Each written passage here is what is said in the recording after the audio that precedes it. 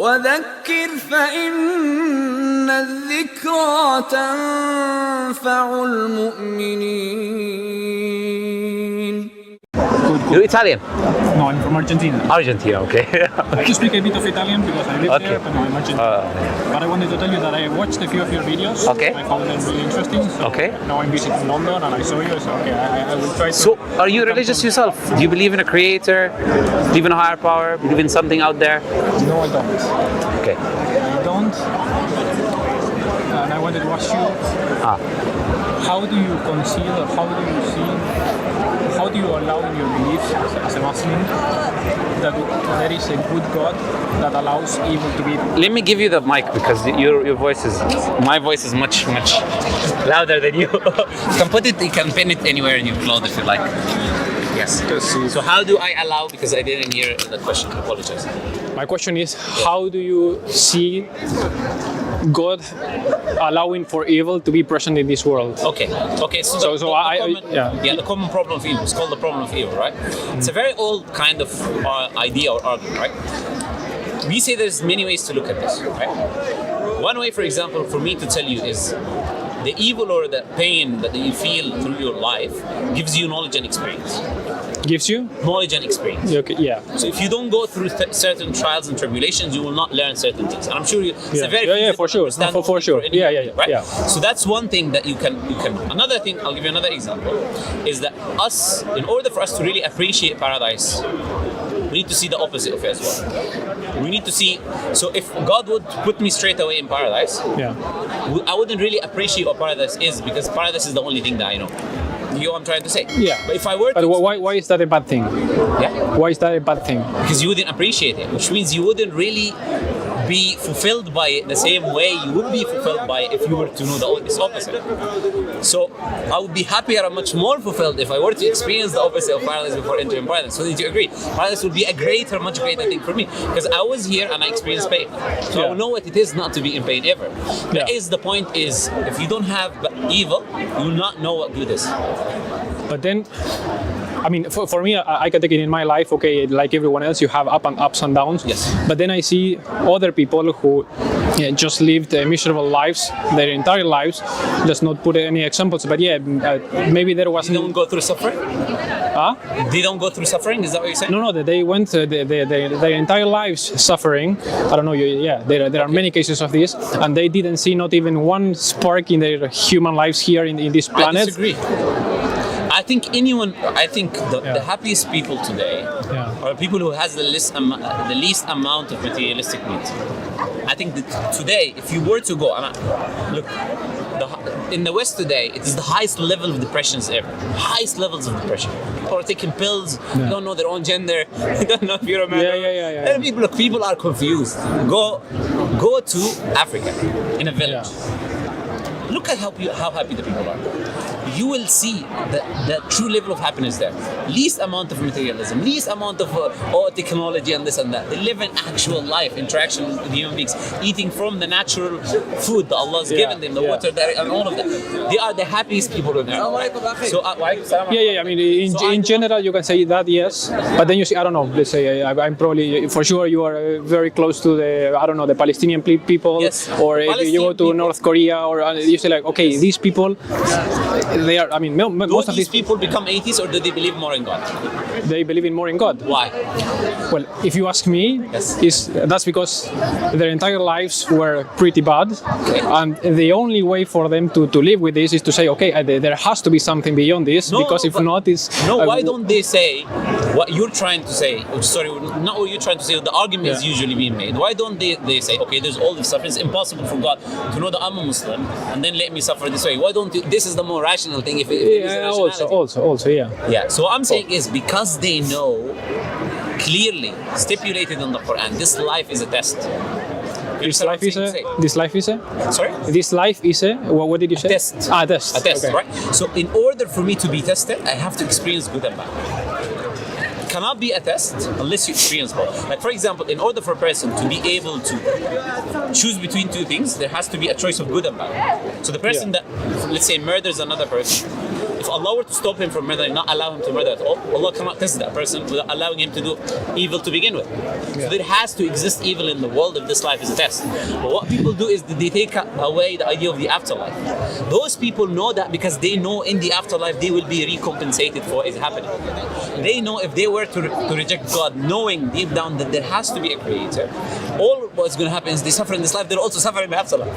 Yeah. So they know there is a creator, and they know there will be a compensation for this, whatever happened to them in this life, there will be a compensation in the afterlife. Because they know Islam is the truth, and that's why they become. I mean, I think that's what they hope. I mean, for me, because again, it's like. No, we can prove it. You know, that's it. How you can prove it? We can show the Qur'an and Islam is the truth, right?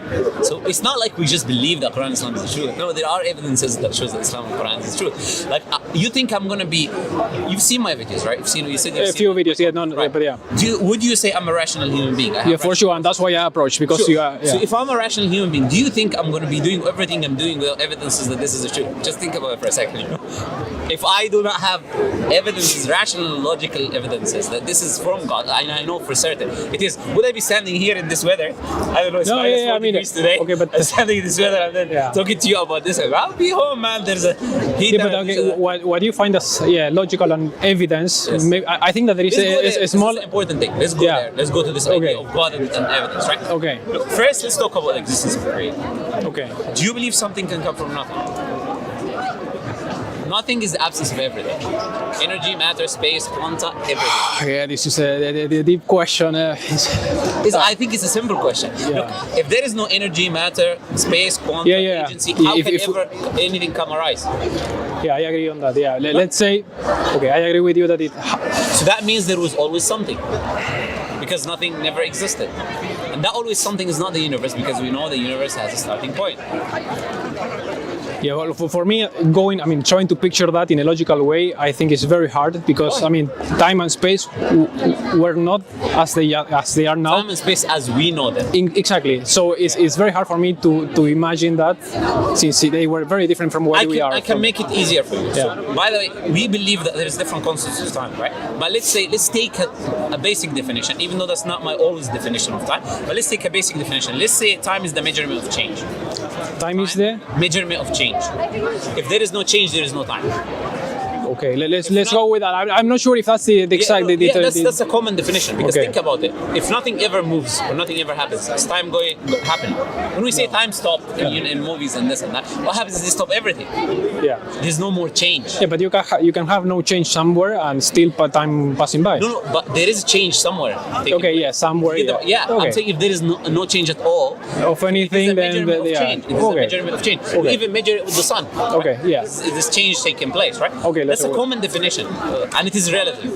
Makes sense. This is also relative. That's another thing. Which means if you're in a different place, you can experience time differently because the change is different, right? Yeah. Could be different change there, right? If you go to different planets. Indeed. Yeah. Okay. So we're saying if time is the measurement of change, we are saying the changes that we can know stops at the beginning of the universe. But there has to be another change before the beginning of the universe for that energy and matter to come into existence to begin with. And that is something we cannot reach because our equation stops with the singularity. Indeed, I think there we cannot reach, or we don't have the tools, or maybe I think one of my arguments is that maybe we are just limited. Our brains, because of our biology and our brains and our capacity, it's just not possible for us to answer all of these questions. No. I think that's a cop-out. Some people do. That's my honest. That's a what? It's you know what a cop-out is? Cop-out is a way to ignore the answer. It's not to give an answer, right? Yeah. I think some people do that. I will say to you, look, using common sense, which you use to say that you cannot have something from nothing. Yeah. We are saying the universe, if we know it has a starting point, right? Yeah. And it cannot come from nothing. It has to come by something. Okay. So I cannot say we cannot know that we know it. Okay. Okay. Well, it has to come from something. Okay. If the universe has to come from something, what are the necessary attributes for that thing to have to bring the universe into existence? What? Think with me, right? First thing we say, that thing is not bound by time and space as we know it, because it created time. Yeah, it has to be above the laws of physics. We already agreed it has to be eternal anyways, right? So that thing has to be eternal, right? Eternal, okay. And that thing. But if there was no time before, what is the meaning of eternal? No beginning, no end. Always existing. But there was no time, so how do you define the beginning and end? That's why I'm saying there's no beginning or end. It's always there. Okay. So that's the definition of eternal, right? So saying that thing was eternal. eternal. Because we said we cannot ever have nothing, which means there has to be, by definition, something that's always been there, right? And we use time as a concept to explain this idea that something was always there, right? Right. So, eternal has attributes of intelligence. Would you agree? Can we have information, laws in the universe, galaxies, orbits, planets without knowledge? Well, to be honest, I don't know. I mean, I don't have the answer to that question. Can we have information without intelligence ever in any human experience? Information without intelligence. I'm not sure. How do you just... In our experience, in everything that we know within the universe, can you ever have information without intelligence? How do you define information? Information is a collective group of different things that are organized in a specific way. Like your DNA, for example, has a code. Yeah. The coding has numbers. These numbers are very intricate. But okay, a stone has information in it and it's not intelligent. A stone. No, it's the product of intelligence. Just a normal stone. It is the product of intelligence. That's the claim we make. Okay, because it's okay. Yes, okay. I see what so you're it has saying. these atoms that are organized in a specific way and all of that, right? If it is restricted, it is restricted in a way, organized in a specific manner. And you cannot organize and restrict things without will and intention and intelligence as well.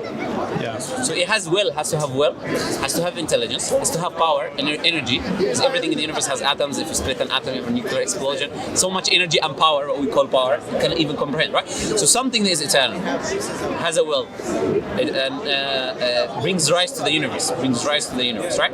Okay. And it is powerful and intelligent. What do we call that? Yeah, I mean, you can call it God. Yes, Okay. so do we agree so far? Rationally. Okay, yeah. From a rational perspective, right? Sometimes the problems for some people is not rational, is in the heart.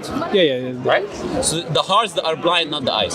Allah says that in the Qur'an, right? Sometimes it's not, because what I'm giving you now is very rational. I'll say, for instance, Indeed. and you look like a sincere person. That's my judgment of you. So I talk to the people all the time, so I can know who is like this and that. So you're a sincere person. So as a sincere person, you know that makes sense, right? Indeed. The reasoning that we're given, okay? We are still extremely far from this God and the Muslim all we God. have is these attributes so far. Right? Okay, yeah. To know more now about prophets and messengers and this and that, we need to have a scripture revelation. That revelation we have to show it's from God. Right? From that entity that we talk about, right? So why do Muslims say that the Qur'an is from God? Many reasons. I'll give you an example, right? One example is the Prophet Muhammad, he existed 1,400 years ago. At that time, they had certain knowledge, certain information, right? They had certain view of the world. They didn't have technology. There's no cars. There's no type of telescopes. I want you to put yourself in that position. Yeah. And Prophet Muhammad could not read or write as well, right? So put yourself in that position. Deserts of Arabia, couldn't read or write, no technology, nothing, right? And then Prophet Muhammad talks about the future, and everything he says happens the way he says it. Now, he's a criteria. The criteria is he makes multiple predictions, tens. They are before the event. The predictions are not self-fulfilling. He doesn't say the book is going to fall and he drops the book, right? And it is clear predictions. Okay. Clear and specific, not just vague information like Nostradamus and this nonsense that he used to say, right? But actually clear things. Yeah. Okay? Now, with this criteria, can any human being know the future 1,400 years ago and talk about the future even today? I would say depend on the level or specificity of these predictions. Specific predictions. Yeah, no, okay, it depends. Tell me this prediction. Yeah, give me a few examples. To make these. Prophet Muhammad said, specifying the Bedouin Arabs. So not all Arabs are Bedouin. Bedouin Arabs are a group of Arabs, right? Bedouins are, do you know what Bedouins are? Bedouins are people who live in the desert with tents and things like that. They don't have buildings and civilizations, right? So the people who live in the deserts are called Bedouins, right? Prophet Muhammad said you will see the Bedouin barefoot Arabs. Barefoot, they're not wearing shoes and this and that. You will see the Bedouin barefoot. Yeah, see these Bedouin Arabs, they're barefoot, they're walking. He's just saying they're very primitive. That's what he's saying by barefoot, right? Okay. You will see them competing in building the tallest buildings. Where is the tallest building in the world today? And the Arabs, in Dubai or Burj Khalifa in Dubai. Khalifa. Do you know 50 years ago Dubai was a complete desert? Yeah. How did it change? Oil.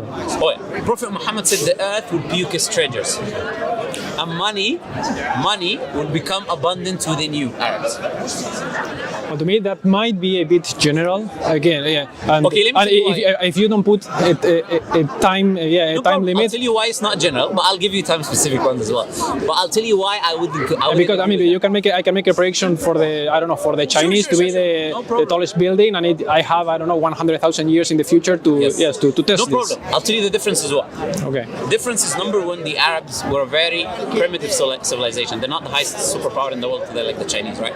Right? It's not a fair comparison, right? Okay. Prophet is talking about very primitive people. Those primitive people were between two major empires, the two biggest empires in the world, Roman and Persian empires, and these empires were expanding.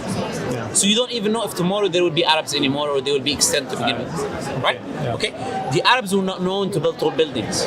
What the Arabs used to do is to build even in the floor to hide from the heat. They used to build in the floor, right?